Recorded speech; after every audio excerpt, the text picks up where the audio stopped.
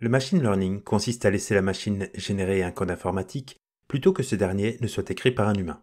Il est encore souvent supervisé, c'est-à-dire que le jeu de données utilisé pour entraîner l'algorithme est étiqueté, mais on rencontre de plus en plus souvent des modes d'apprentissage non supervisés. D'après Emmanuel Benazera, mon invité dans ce podcast et Senior Research Engineer in Artificial Intelligence à Jolly Brain, le machine learning sert principalement deux objectifs. Automatiser les tâches récurrentes, comme par exemple modérer les contenus d'un réseau social, et à rendre possible des choses qui ne l'étaient pas jusqu'à maintenant. Avec Emmanuel, nous parlons de ces réseaux de neurones qui, de manière invisible, ont transformé notre quotidien.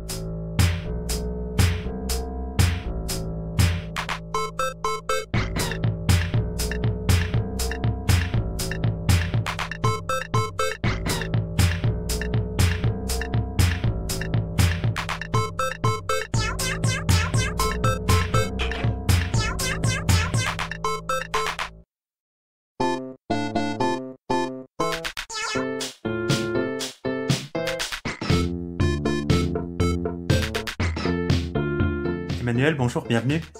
Bonjour. Alors, je suis très heureux de te recevoir. Aujourd'hui, on va parler de machine learning. Quelle est ta définition du machine learning? Ok, alors machine learning, c'est l'anglicisme. En français, c'est apprentissage automatique, ce qui est bien aussi. Alors, l'apprentissage automatique peut dire que ce sont les algorithmes qui ont la capacité d'apprendre sans être explicitement programmés.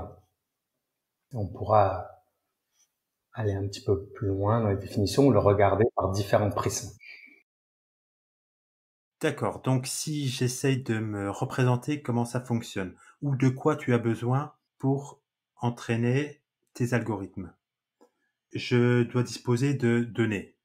Donc il te faut un dataset, donc un jeu de données, j'imagine, c'est en français, pour entraîner justement ce qu'on appelle un modèle. Alors sur tout ça, j'ai des notions assez vagues sur lesquelles peut-être tu pourrais m'expliquer plus précisément ce que c'est et à quoi ça correspond.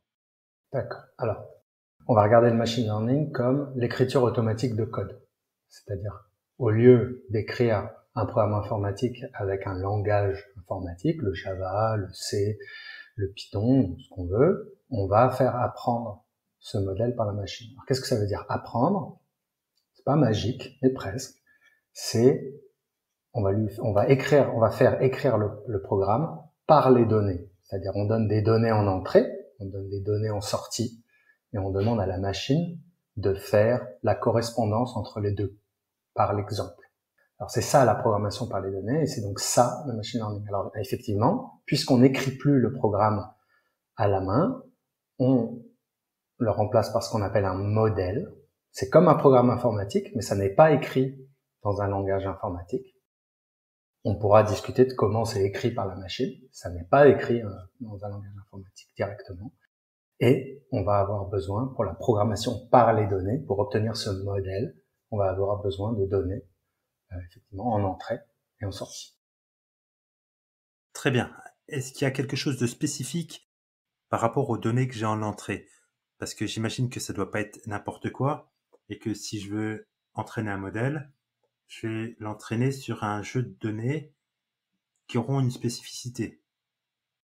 Le machine learning, je vais répondre un petit peu à côté, mais je pense que ça va donner une réponse. Le machine learning, c'est quelque chose de relativement universel. C'est une évolution de l'informatique relativement universelle. D'accord? C'est-à-dire qu'on sent bien que les humains vont pas écrire les programmes informatiques avec leurs petites mains, avec des langages particuliers jusqu'à la fin des temps. On sent bien que dans le fond de l'automatisation, la machine doit être capable d'écrire ses propres programmes. Alors, est-ce que les données sont spécifiques? Dans le fond, comme c'est relativement universel, les données ne sont pas spécifiques. Je peux mettre ce que je veux comme données, je peux mettre des images d'abeilles d'un côté et des images de chats de l'autre côté, et je peux demander à transformer des abeilles en chats si j'ai envie. Ça n'a pas de sens comme ça, mais je peux. Ça n'a pas de sens réel. Alors, ce qu'on va faire en pratique, c'est qu'évidemment, on veut solutionner des problèmes pratiques, et donc, on va mettre de chaque côté, en entrée et en sortie, des données qui ont du sens. Alors, par exemple, les données qui ont du sens, dans un exemple très simple de savoir reconnaître des chiens et des chats, on va mettre des données qui sont des chiens et des chats en entrée, deux répertoires d'images pour faire simple, hein, des images de chiens et des images de chats. Et en sortie, on va donner juste deux nombres, un qui dit c'est un 1 si c'est un chat et 0 si c'est un chien. Et on va faire apprendre la correspondance à la machine entre les images de chat d'un côté et le 1 et les images de chien d'un côté et le 0 de l'autre. Voilà. Et donc effectivement, tu as raison, on peut pas mettre, ça n'a pas de sens de mettre n'importe quoi, mais en poussant un petit peu, on peut faire des choses assez folles parce que c'est là le but de ma réponse, l'objectif de ma réponse, c'est que les entrées et les sorties ne sont pas réellement spécifiées en tant que telles. Ok. Alors, dans ton exemple, déjà, ça soulève deux questions de mon côté. Un chien, ce sera 0 et un chat, ce sera 1. Mais j'imagine que, en fait, on n'a jamais 0 ou 1. On a quelque chose qui tend vers le 0 ou quelque chose qui tend vers le 1 en sortie. Et deuxièmement, avant d'avoir ce 0 ou ce 1 en sortie, il faut que je spécifie justement au modèle, à l'algorithme, je sais pas comment le définir, ce qu'est un chat ou ce qu'est un chien et comment le reconnaître peut-être. Enfin, pas comment le reconnaître, ça il le fera peut-être par lui-même. Mais comment est-ce que, à terme, la machine sait reconnaître un chat? Pour les algorithmes actuels, qui sont les plus plébiscités, qui sont connus sous l'égide de deep learning, apprentissage profond en français, mais le principe est le même pour les autres algorithmes. Comment ça fonctionne? On a en entrée des images, vraiment des images, des pixels. C'est comment c'est fait une image. C'est une matrice, c'est un tableau dans lequel il y a des valeurs qui correspondent à la couleur de chaque pixel. Donc c'est vraiment ça, l'entrée c'est ça. Et on en a pour les chiens, on en a pour les chats. Donc on spécifie pas ce que c'est un chien ou un chat. Il est quelque part déjà spécifié au sens où les pixels le représentent. La seule chose qu'on fait, c'est qu'on les sépare. On met l'un dans un répertoire, l'autre dans l'autre. Hein, on sépare dans deux répertoires différents. Donc c'est ça qu'on donne à l'algorithme. L'algorithme là-dessus, il est générique, c'est lui qui va déterminer à l'intérieur des pixels qu'est-ce qui est propre à un chat et qu'est-ce qui est propre à un chien. Hein, ça, on ne lui donne pas. On fait juste cette séparation en deux répertoires. En sortie, tu as raison, le réseau de neurones, en l'occurrence, ou l'algorithme de machine learning, il va pas sortir des entiers, il va pas sortir 0 ou 1. Mais pour un informaticien, c'est pas très difficile de raboter un nombre pour le ramener à une valeur ou l'autre. Donc en fait, on force la machine à sortir quelque chose entre 0 et 1, par exemple, et on va raboter à la valeur la plus proche. Hein. Et ça, c'est suffisant en termes d'opérer une correspondance entre d'un côté ces valeurs pixels qui sont pour le coup des entiers et en sortie ce 0 ou ce 1.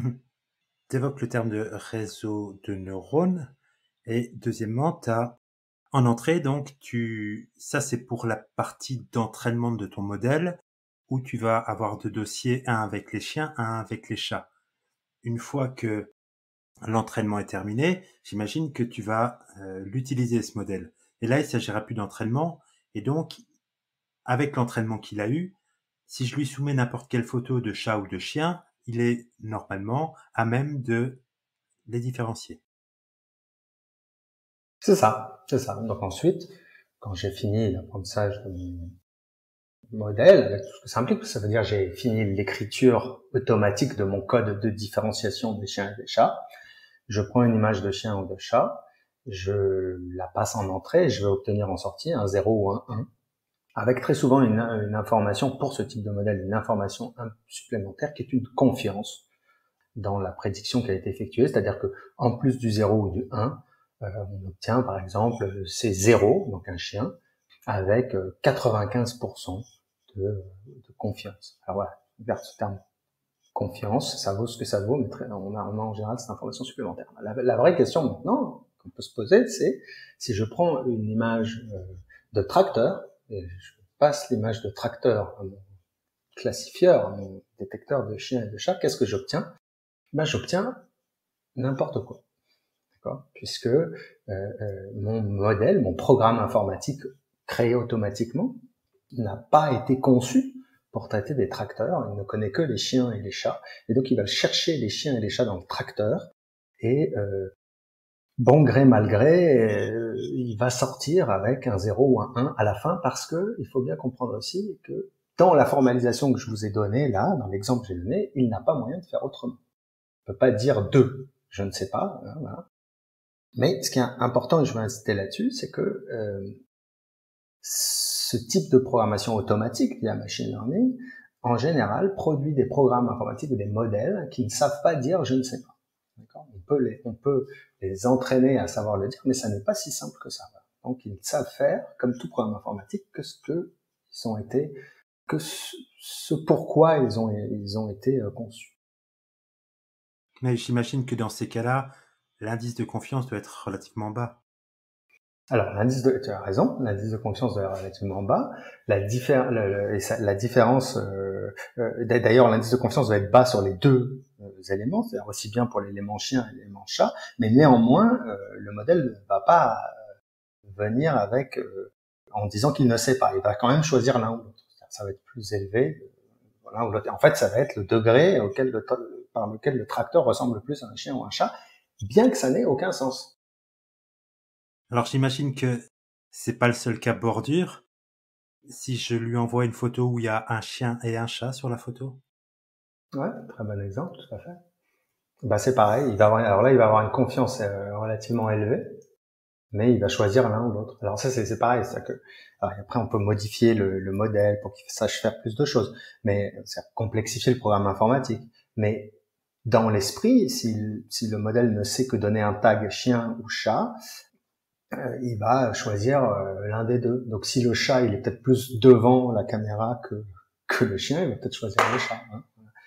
On ne gouverne pas ce qu'on va appeler l'attention du modèle, c'est-à-dire pour le modèle visuel, là où il jette son dévolu quelque part.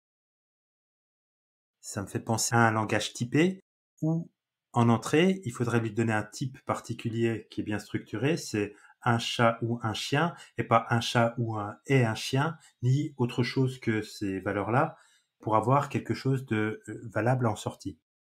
Ouais, c'est une très bonne analogie, c'est exactement ça. C'est-à-dire que les modèles sont typés, mais ils sont typés, on peut dire, de façon sémantique en fait. Alors on peut les typer de façon un peu plus précise, on peut dire il faut que les pixels ils soient entre 0 et 255 dans chacun des 3 channels de l'image, etc. On peut penser aussi que si on apprend un modèle que sur des images en noir et blanc, eh ben, il saura pas bien traiter des images en couleur. Il saura les traiter parce qu'il y a quelque chose de commun, mais enfin bon, voilà, il y a des choses comme ça. Alors néanmoins, c'est pas un blocage cette histoire de si je passe un chien et un chat en même temps. On peut toujours étendre le scope du modèle.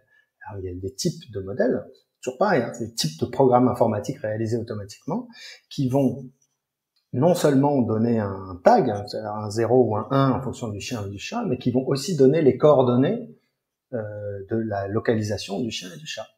Et donc dans ce cadre-là, si j'envoie une image à un modèle comme ça avec un chien et un chat, et ben je vais obtenir deux boîtes, hein, la localisation de deux boîtes correspondent au chien et au chat, ainsi que l'étiquette qui va sur chacune des boîtes. Voilà. Donc là, et là, on est monté à un niveau de sémantique un petit peu plus élevé, où du coup, je n'ai plus à me préoccuper du nombre d'éléments qui est dans mon image, par exemple. Mais j'ai toujours certaines choses à respecter. Hein. Si je mets un tracteur, j'obtiens n'importe quoi. C'est toujours pas. Ton exemple, il me fait penser à ce que j'ai sur mon appareil photo, par exemple, où en filmant quelqu'un, j'ai repéré que ça c'était un visage. Il arrive à repérer les visages, donc ça c'est typiquement une application d'un modèle de machine learning. Alors c'est vrai. Néanmoins, je pense que il faudrait que je vérifie. Mais je pense que sur les téléphones, c'est un algorithme. C'est pas écrit à la main. C'est pas un réseau de neurones. Mais il faudrait vérifier. La raison, c'est que détecter un visage quand on sait qu'il est prêt, etc., c'est pas très difficile. Enfin, disons, c'est pas très difficile. Il y a des algorithmes qui sont plus rapides que le réseau de neurones. Mais c'est à vérifier. Un réseau de neurones, par contre, est beaucoup plus robuste. C'est-à-dire que un modèle appris par machine learning va pouvoir traiter un nombre de cas de d'efficience d'illumination, de mouvement de lumière et de situations qui est beaucoup plus large. Donc peut-être ce sont des réseaux de neurones, il faudra vérifier. Ce que j'avais entendu aussi, c'était que là tu me parles d'un type d'apprentissage où finalement en entrée, tu donnes des types d'images que tu as déjà triés. Et à la limite, à part faire ce tri-là, il n'y a pas besoin d'intervention humaine.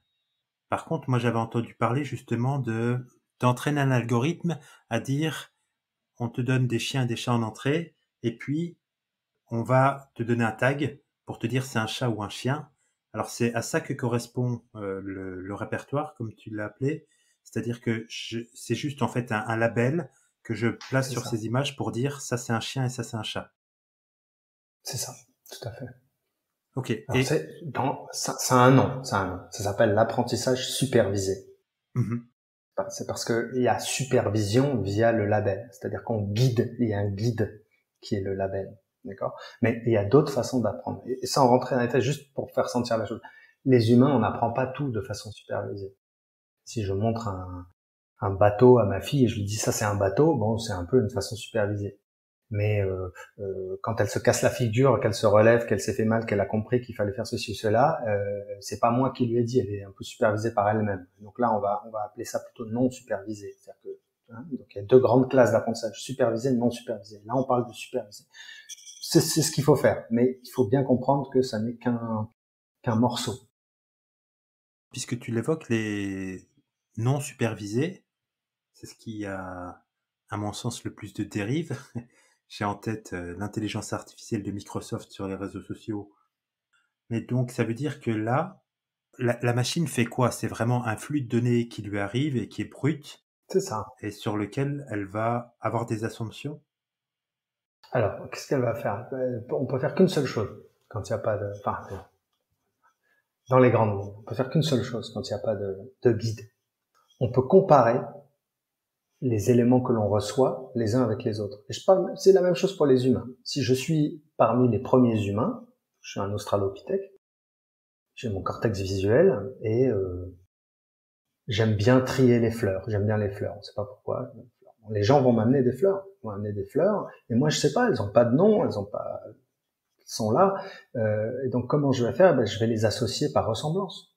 Hein, je vais les associer par ressemblance. Je vais en faire des groupes. Et puis, plus il en arrive des fleurs, plus mes groupes ils vont grossir. Et plus aussi, je vais créer des sous-groupes.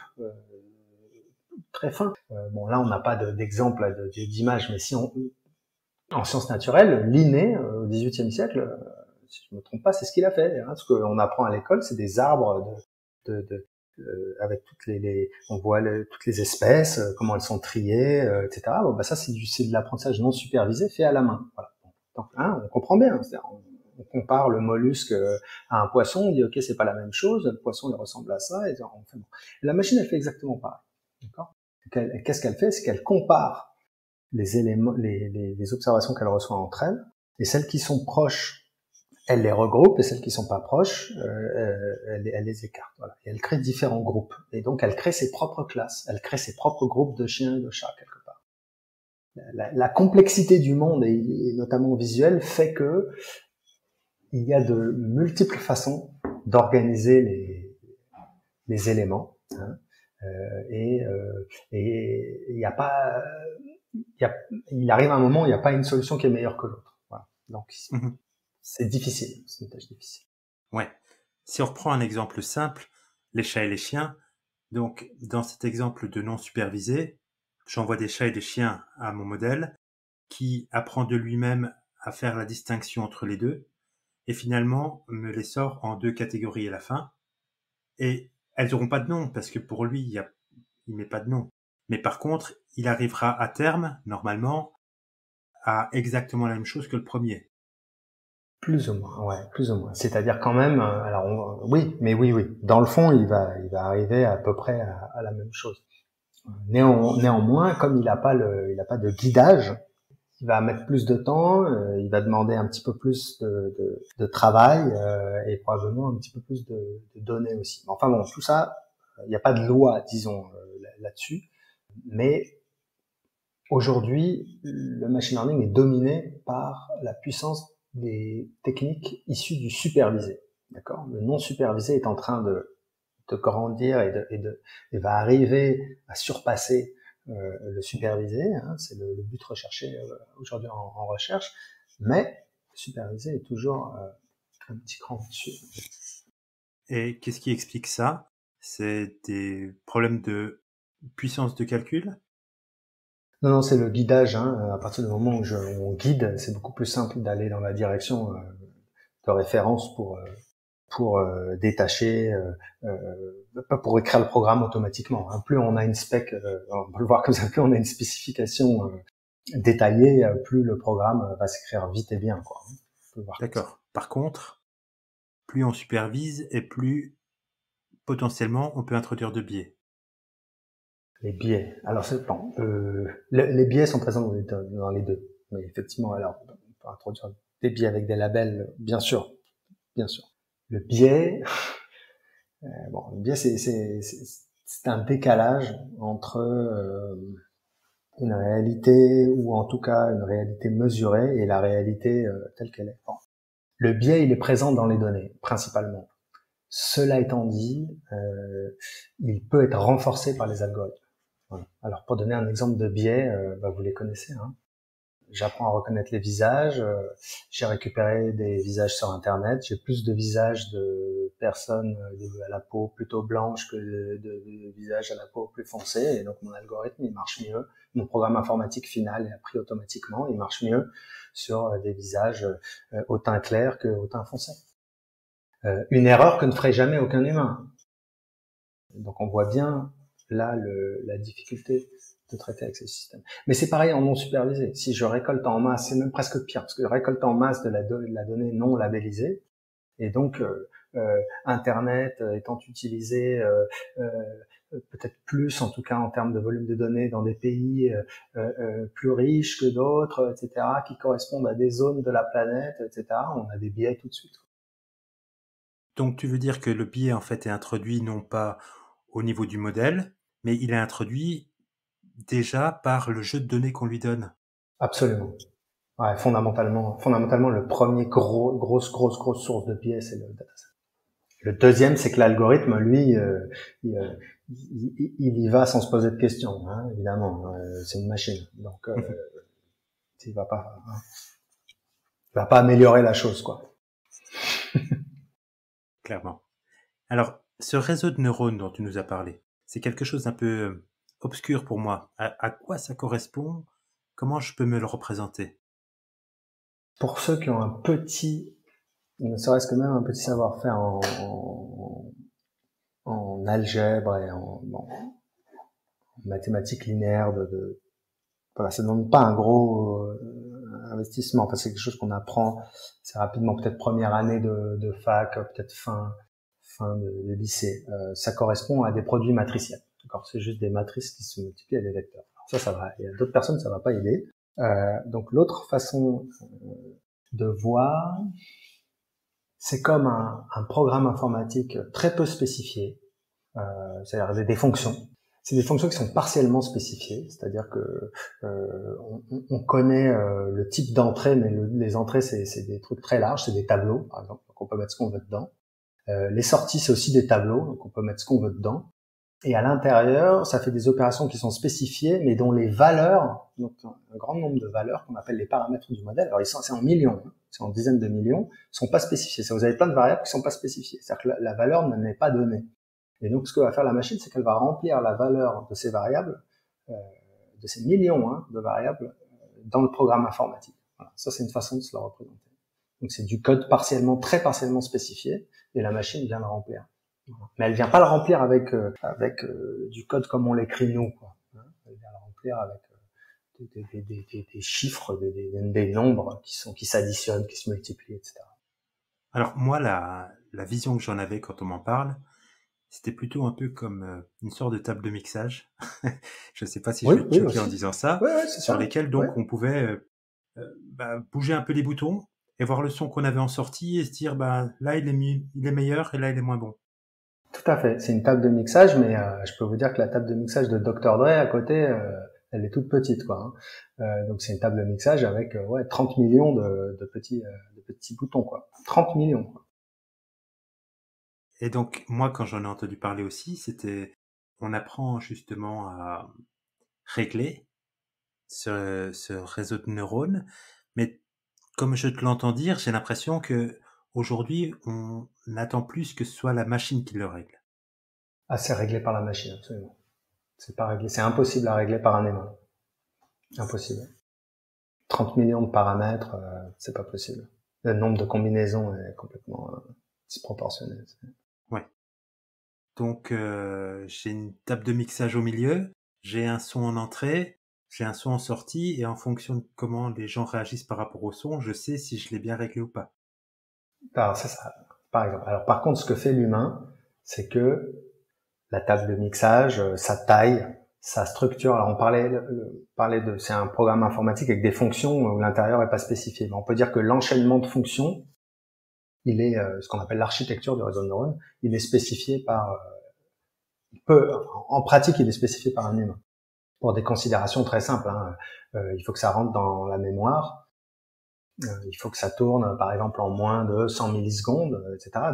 Donc, on va forcer la machine à n'utiliser que, par exemple, 50 successions de fonctions. C'est un très grand avantage par rapport à l'écriture de code à la main via des langages informatiques. Parce que on peut contrôler la complexité du programme. Hein, donc plus je vais faire un programme énorme, c'est-à-dire un réseau de neurones énorme, plus je vais avoir tendance, si j'ai les données qui vont avec, à avoir une précision fantastique, c'est-à-dire un modèle qui fait très très peu d'erreurs, un programme qui fait des choses super. Et plus je vais le réduire, plus évidemment mon erreur va augmenter un petit peu parce qu'il a moins de capacité, il a moins de fonctions, il a moins de paramètres sur la table de mixage. Néanmoins, en faisant ça, j'ai fait un truc extraordinaire, c'est que j'ai réussi à contrôler graduellement la taille de mon programme. Ce qui n'est pas faisable normalement en informatique. Si on implémente un algorithme pour traiter une tâche, c'est très difficile d'en diminuer la complexité ou d'en augmenter la capacité. C'est très difficile. Si tous ceux qui ont eu à écrire un algorithme, on leur a dit ah mais ça ce truc-là, il faut qu'il aille 5 fois plus vite. C'est très difficile, c'est des heures et des heures et des heures passées. Tandis que là, il suffit de réduire la taille de la table de mixage pour que effectivement ça tourne dans le temps demandé, et puis on laisse la machine apprendre, quoi. Et puis on va perdre en performance, mais voilà. Et donc ça, c'est fantastique. Mhm. Est-ce que c'est cette table de mixage que j'utilise, enfin que je développe avec des frameworks tels que PyTorch ou TensorFlow? C'est ça, c'est exactement ça. Donc PyTorch et TensorFlow, ce sont des frameworks qui comprennent les fonctions de base qu'on peut agencer comme on veut pour construire le programme informatique vide, un peu à remplir dont je vous parlais. Et puis ensuite, l'apprentissage ça fait par ces mêmes outils qui viennent apprendre les paramètres de ces pré-fonctions, quoi. C'est exactement ce que font ces frameworks. Donc on était aussi à parler de taille de modèle. Alors j'imagine que la taille de ton modèle, tout comme un programme, si je suis ton analogie, plus mon modèle est gros, plus potentiellement il va consommer de mémoire, de CPU et prendre de temps pour être réalisé. Un modèle, c'est quelle taille en sortie, si on avait une moyenne à peu près sur un modèle? Si, par exemple, je devais avoir ce modèle qui est en mesure de trier les chiens des chats, est-ce que j'arrive à avoir un modèle de quelques kilos ou on est beaucoup, beaucoup plus haut en termes de taille? Quelques centaines de cas à quelques mégas, et puis pour des gros modèles, on va être à 500 mégas, 1 giga, etc. Mais disons pour les chiens et les chats, aujourd'hui, là c'est vrai qu'il faudrait que je regarde sur nos modèles à nous pour vous dire, mais on va être de l'ordre du méga. Ouais, après ça se calcule assez simplement, hein, c'est le nombre de poids. Un poids c'est un nombre codé en 32 bits hein, sur une machine, donc on multiplie. Donc, mais en millions, je peux vous donner une idée, c'est-à-dire que un petit modèle, ça va faire 1 million de paramètres. Bon, il y a beaucoup plus petit que ça, hein, bien sûr, mais disons 1 ou 2 millions de paramètres. Un modèle moyen, il va faire entre 25 et 45, disons 25 ou 30 millions de paramètres. Les gros modèles, ils vont commencer à faire 300 millions, voire quelques milliards. Et là, après, c'est des trucs dont on entend parler chez Facebook, Google, Amazon et autres, parce que ça demande des ressources de calcul qui sont... Et donc un coût qui doit être à mesure de l'enjeu de ces choses-là. Mais encore, pour quelque chose là-dessus, qui est rationnel. Si on faisait faire la même chose par des humains, puisqu'on parle de code de programme informatique créé automatiquement, si on embauchait des développeurs pour faire l'équivalent, déjà il nous faudrait 25 ans, et puis même on n'y arriverait pas, et ça coûterait beaucoup plus cher. Donc c'est pas idiot. Hein. C'est quelque chose qui aujourd'hui n'est pas faisable justement humainement. Complètement. Et alors, une fois que on a entraîné un modèle, on a ce modèle qui fait quelques mégas. Ce modèle, il est utilisé dans une application. Alors, j'entends application au sens très très large. Et aujourd'hui, le machine learning, on le retrouve un peu partout. Alors, ça peut être une application où justement on a beaucoup de moyens de faire du processing, jusqu'à peut-être de l'IoT. Est-ce que c'est à cet endroit-là qu'on va mettre un modèle? Par exemple, si je voulais avoir une caméra dans mon jardin et qui m'envoie un mail à chaque fois qu'il y a un chat ou un chien qui passe et qu'elle me dise que c'est un chien ou un chat qui est passé, est-ce que le modèle est mis directement sur le hardware de cette caméra, par exemple? Oui, tout à fait. On peut le faire même avec un Raspberry Pi, ça marche.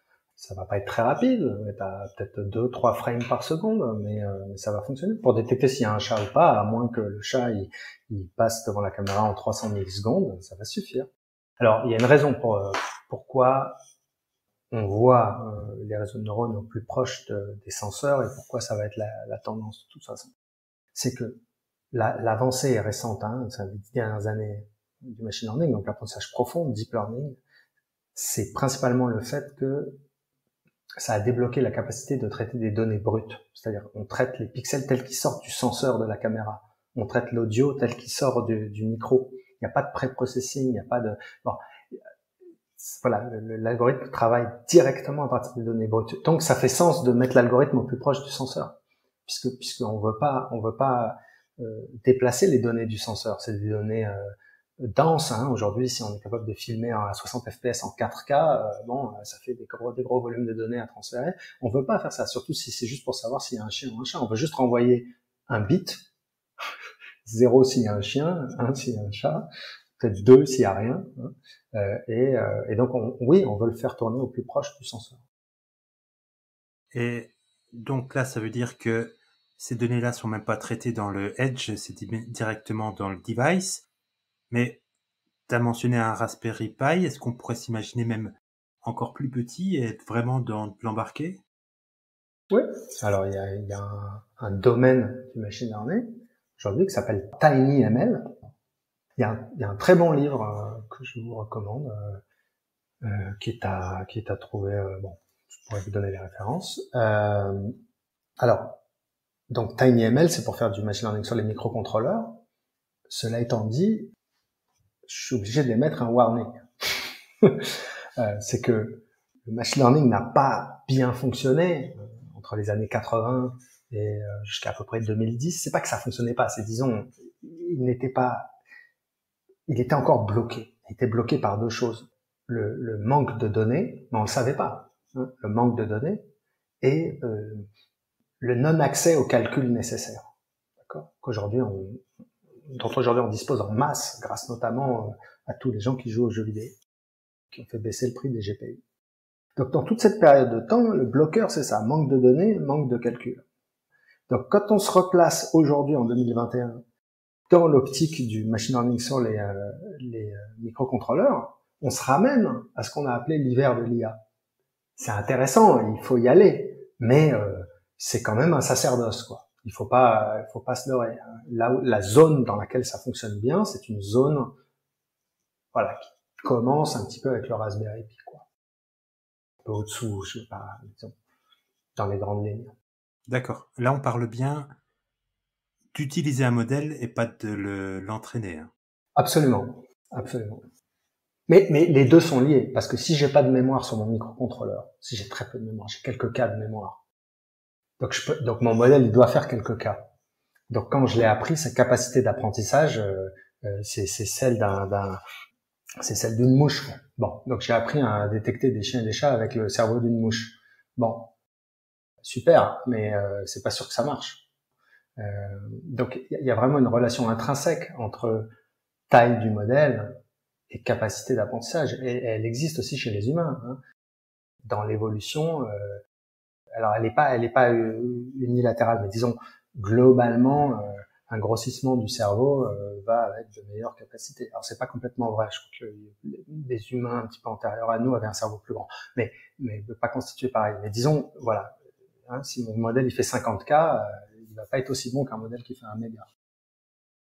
Donc ce que tu me dis là, c'est que quand je veux faire un modèle et que ma cible c'est un microcontrôleur, je vais devoir prendre en compte le fait que je développe un modèle pour un microcontrôleur. Absolument. Ok, j'avais pas imaginé. En fait, je pensais vraiment qu'on pouvait réutiliser n'importe quel modèle et l'utiliser presque out of the box. Ah non. Il y a plein de choses qu'on peut faire. On peut le distiller, c'est-à-dire on peut le prendre et essayer de intelligemment le rendre plus petit. C'est une opération qui s'appelle la distillation, voilà, en rapport à l'alcool, hein, n'est-ce pas? Mais il n'y a pas de résultat garanti. Aujourd'hui, si je veux utiliser du machine learning, est-ce que je suis obligé de créer mes propres modèles et de partir d'un dataset? Ou est-ce que je peux aujourd'hui trouver des modèles prêts à l'emploi pour différents use cases? Oui, il y a des modèles prêts à l'emploi, exactement comme le code informatique. Quelqu'un cherche à réaliser une application, va sur open source ou une application, va sur GitHub et il cherche le code le plus proche de ce qu'il veut faire. Ou le framework qui va lui permettre de programmer ce qu'il a envie de programmer, ce qu'il ou elle a envie de programmer. C'est pareil pour le machine learning. À toute tâche relativement universelle, il existe déjà des modèles. Détecter des visages, des chiens, des chats, ok. Mais après, ces modèles ne correspondent qu'à son équivalent à des programmes informatiques. Donc, si je suis dans une industrie et que j'ai une tâche à réaliser pour une industrie particulière, je vais pas trouver de modèle sur étagère. D'accord. Je vais même pas trouver de dataset d'ailleurs. Et donc, ce qui est normal, c'est du code informatique, c'est le code d'un programme spécifique, une application spécifique. Et donc, il va falloir que je la réalise. Voilà. Néanmoins, pour tout dataset existant, disponible publiquement, en général, il existe des modèles associés. Parce qu'il y a tellement de monde sur le net et il y a tellement de données, etc., qu'en général, ça a été fait. Voilà. Sauf quand ces modèles demandent tellement de calculs que le coût est prohibitif pour qu'ils soient distribués. Avant que je te demande différents cas d'usage aujourd'hui du machine learning, j'ai une question sur ces modèles et sur leur durée de vie, parce que jusqu'à là, on a parlé beaucoup d'images, de reconnaissance de pixels. On est bien d'accord que presque chaque année, on a des meilleurs appareils photo qui nous permettent d'avoir des photos de meilleure qualité, donc on augmente le nombre de pixels, et ce qui peut rendre très vite un modèle obsolète. De la même manière, les GPU montent en gamme et donc sont capables de processer un modèle beaucoup plus rapidement. Donc j'imagine que un modèle qui a 4 ans doit friser l'obsolescence aujourd'hui si je veux le réutiliser. Je vais reprendre mon analogie, parce qu'en fait, rien n'est nouveau. C'est comme les programmes informatiques. Donc si j'ai une version de mon programme qui a 4 ans, n'importe quel geek va chercher, il ou elle, encore une fois, à mettre à jour à la dernière version. Okay. Voilà. Bon, ça c'est la réponse de base. Bon, c'est à peu près pareil pour le réseau de neurones. Néanmoins, si il y a des tâches qui sont indépendantes de la résolution de l'image, quand on parle pas de l'image, parce que ça veut plein de choses. Donc par exemple, la détection d'un visage, bon, c'est relativement indépendant de la résolution. On peut augmenter la résolution, ça ne rendra les choses que plus faciles. On peut faire plus, plus moins. Donc ça n'a pas trop d'incidence. Mais il y a des types de modèles ou des types, disons, d'applications qui, elles, sont beaucoup plus dépendantes. Tout ce qui va traiter de la modération des contenus automatiques sur les réseaux sociaux, par exemple, va être sujet à des modifications du langage, des événements courts mais en volumétrie important, des mouvements, Black Lives Matter, plein de choses qui vont faire que le modèle va être obsolète sur des recoins de ce qu'on appelle l'espace des possibles, c'est-à-dire de tout ce qui peut être dit sur la planète. Un modèle qui cherche des trucs racistes pour les enlever, là, il aura toujours des recoins qui vont permettre à des gens de faire passer des messages, etc. Et donc effectivement, il y a ce type d'obsolescence au même titre qu'un programme informatique. Voilà, alors c'est une obsolescence par rapport aux données, en général, c'est-à-dire que dans le jargon, on dit que les données la distribution des données se déplace, c'est-à-dire que le type des données change en continu, et que donc à un moment donné, il faut remettre les modèles à jour. Un petit peu. Disposer d'un modèle, en fait, c'est pour une courte durée, il faudra avoir un modèle qu'on puisse mettre à jour très régulièrement. Les personnes qui aujourd'hui vont consommer des modèles dans des librairies, dans leur code, justement, ont des modèles qui vont être mis à jour, ou est-ce que dès le moment où on s'imagine en tout cas vouloir utiliser du machine learning, on va devoir à un moment ou à un autre créer son propre modèle? Oui,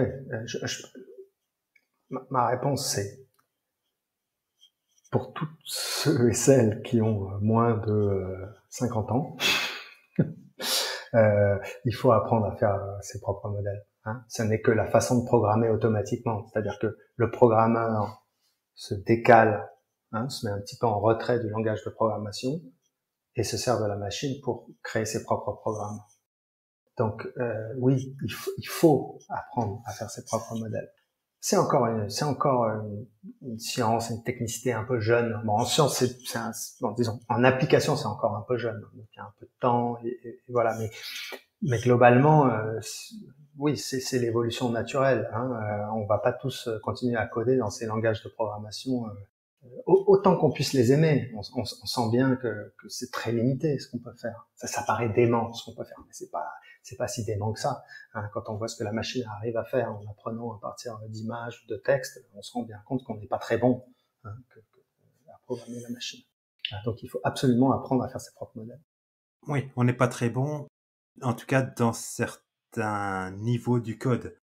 Donc typiquement, hier on utilisait des regex pour rechercher une expression quelque part, et on a vu la difficulté de faire cette regex, de l'entretenir parce que justement on a toujours des cas qu'on n'a pas prévus, etc., et d'avoir quelque chose de très inefficace au final parce que c'est très long à processer.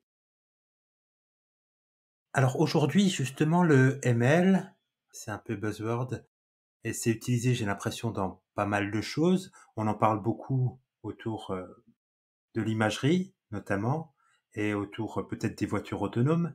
Mais est-ce que tu as d'autres exemples, peut-être plus inattendus ou simplement assez quotidiens et pour lesquels on s'en doute peut-être pas d'emploi du machine learning? Oui, bien sûr. C'est utilisé partout, parce que c'est du programme informatique écrit automatiquement, là où il est difficile de les écrire. Ça j'aurais bien martelé.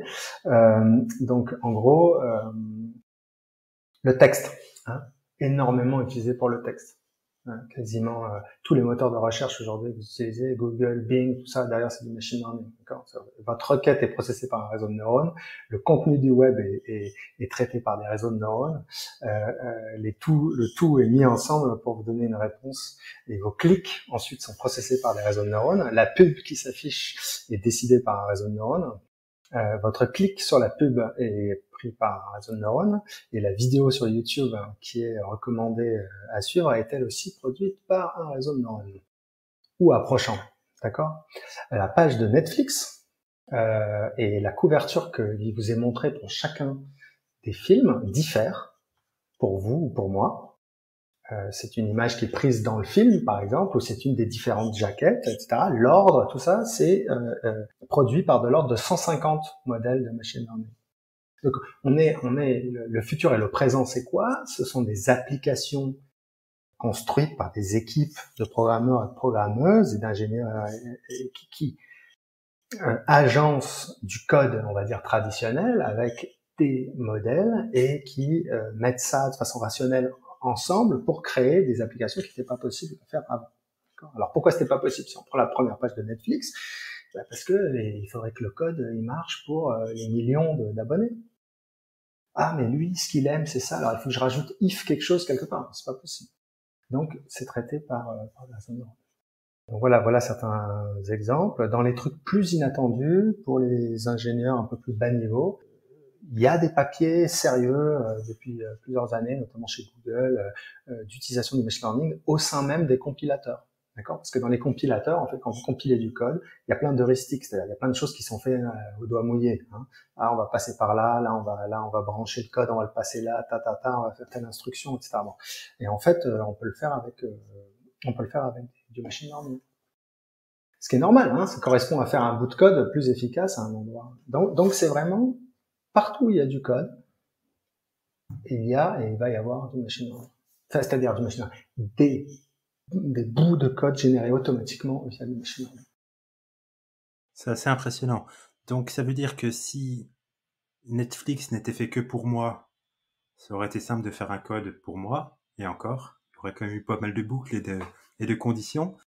Mais dès le moment où en fait on passe à l'échelle, parce que tous les exemples que tu nous donnes finalement c'est grande échelle, bon, j'imagine que comme tu l'as dit, c'est la quantité de la donnée qui va nous permettre de créer des modèles qui sont valables.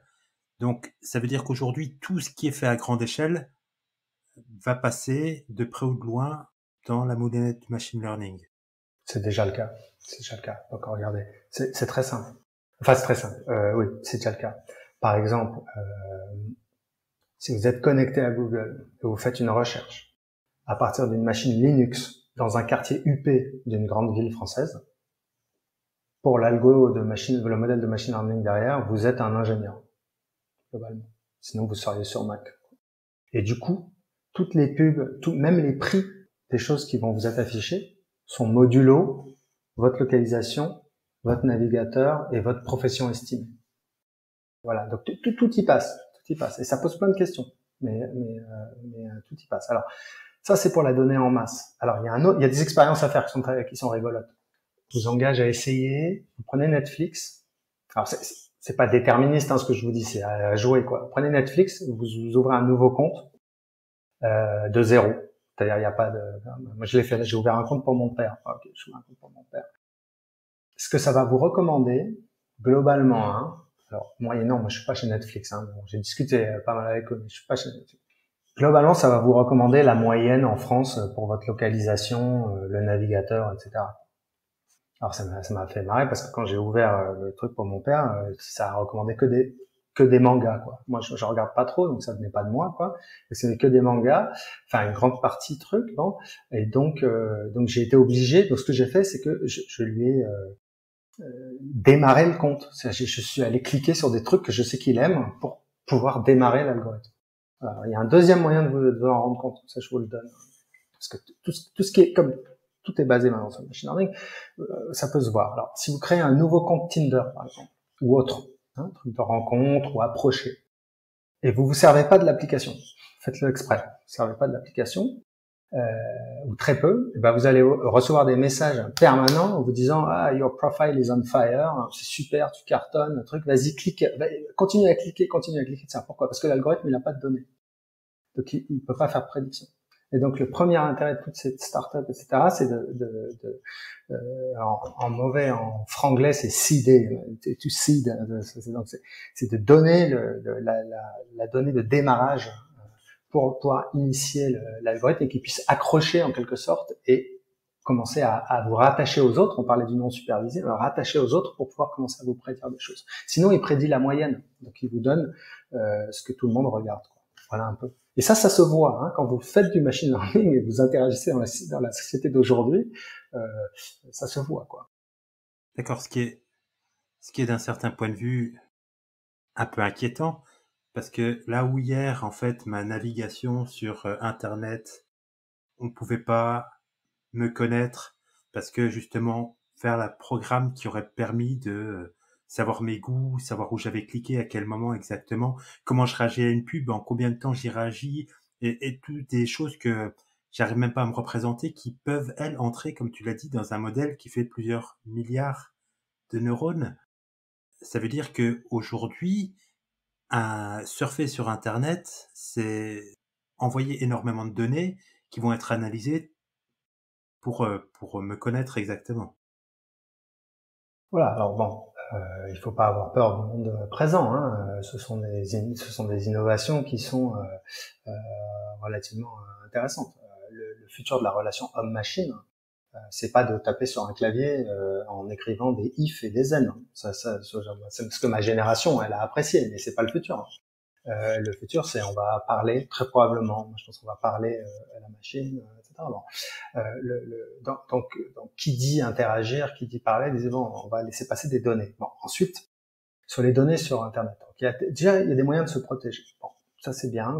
Firefox, AdBlock, tout ce que vous voulez. Il y a des avancées au niveau de l'Union européenne. Il y a des super gens qui font des trucs fantastiques, la quadrature du net et tout ça. Bon, bah voilà, vous allez les aider. Ça c'est très bien. La dangerosité, elle est à prendre avec des pincettes. Il y a des trucs qui sont dangereux et des trucs qui sont pas dangereux. Qu'est-ce que l'algorithme d'Amazon y connaît par rapport à ma consommation? Bon, il sait probablement, il sait, ça c'est un grand mot, hein, mais disons, le nombre d'enfants que j'ai peut-être, des choses comme ça, si j'ai un chat ou pas, ok. Est-ce qu'il en sait beaucoup plus que ça? Est-ce qu'il sait mon caractère? Est-ce qu'il sait quand est-ce que je vais mourir? Est-ce qu'il sait mon niveau physique? Non. Non. On ne définit pas un humain par des données qui streament de l'internet. D'accord. Croire ça, c'est se rabaisser à un niveau, c'est plus complexe que ça. Voilà. Donc moi, j'ai pas de peur fondamentale. Il y a des choses qui sont pas bien, sur lesquelles il faut regarder, tout ce qui est surveillance, etc. Bon, nous, par exemple, ici, on n'en fait pas. Parce qu'on n'apprécie pas ça, mais au-delà de ça, voilà, il faut garder un œil dessus, il faut réguler, il y a un effort politique, il y a un effort de société, etc. Mais au global, ces technologies sont relativement fantastiques, hein. Le fait de pouvoir créer des programmes automatiquement qui font des choses que les humains peuvent pas faire, ça va transformer la vie de tout le monde de façon incroyable. Enfin, et même en termes d'emploi, évidemment, il va y avoir des creux, des gens qui vont être remplacés, il y a des métiers qui vont disparaître, hein, mais ça va rendre le travail de l'humain en fait beaucoup plus intéressant. Ça va enlever encore, comme d'autres automatisations, un nombre de tâches complètement dont on veut vraiment pas, quoi. Enfin, je sais pas s'il y en a qui en veulent, mais moi, il y a plein de tâches que je préfère que la société fasse pas, quoi. Et on va pouvoir se reconcentrer sur d'autres choses. Oui, c'est vrai de chaque bon technologique. Il y a toujours des bons et des mauvais aspects. Alors, explique-moi un peu ce que tu fais justement à Julie Brain. Ce qu'on fait. Alors, pour ceux qui sont suffisamment âgés pour avoir connu, nous on est l'agence Taurisk du machine learning. D'accord. La dernière chance du moment, comme disait le générique. Et tu es lequel? Alors moi, je suis Hannibal. Je suis Hannibal avec le cigare. Mais on a Looping. Vous pouvez faire un podcast avec Looping, si ça vous dit. Ça sera encore plus intéressant qu'avec moi, ça je peux vous dire.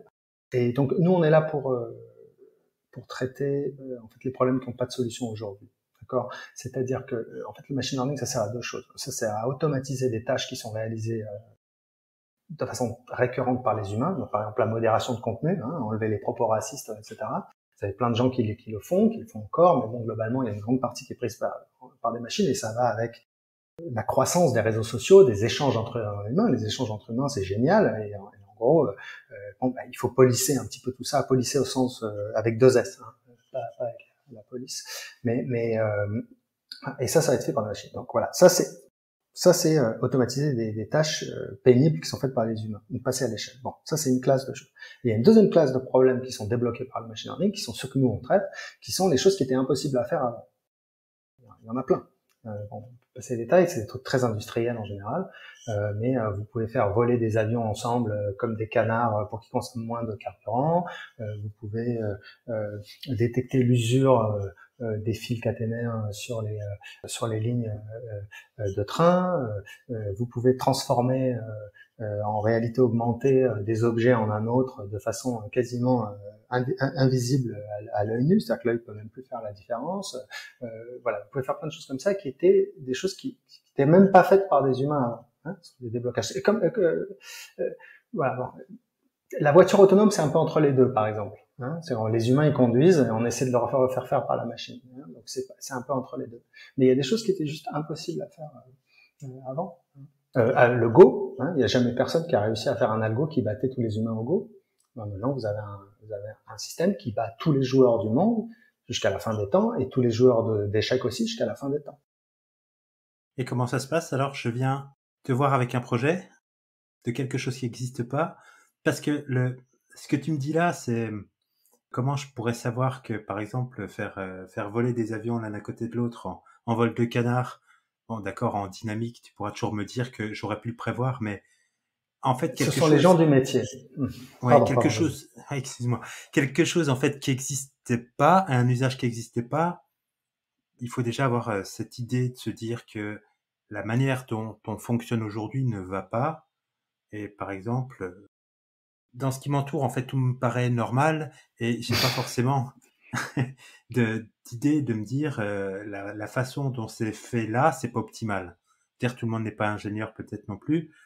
Et donc je viens avec toi quand même avec une idée en me disant tiens, j'ai remarqué que quand il se passait ça, ça me paraît pas optimal. Est-ce que c'est vrai, est-ce que c'est faux, est-ce qu'il y a moyen de l'améliorer? Nous, on n'a aucun crédit pour ces idées-là. Ce sont que des gens de leur métier respectif qui viennent avec ces idées-là. Nous, on a vraiment zéro crédit. Nous, on aide juste à réaliser. Donc, il y a des gens dans tout métier, et c'est normal, qui disent, bon, aujourd'hui, on vérifie la qualité des fils du réseau de trains français à 20 km/h. Il y a 35 000 km de voies. Ça fait 40 ans qu'on fait ça. Est-ce qu'on peut accélérer? Alors, il y a des gens qui ont travaillé sur comment on accélère. Et puis, à un moment, ils arrivent à un niveau où ils sentent qu'ils peuvent pas programmer le truc, donc ils sentent qu'il va falloir. Donc, ils ont déjà l'intuition qu'il faut du machine learning, etc.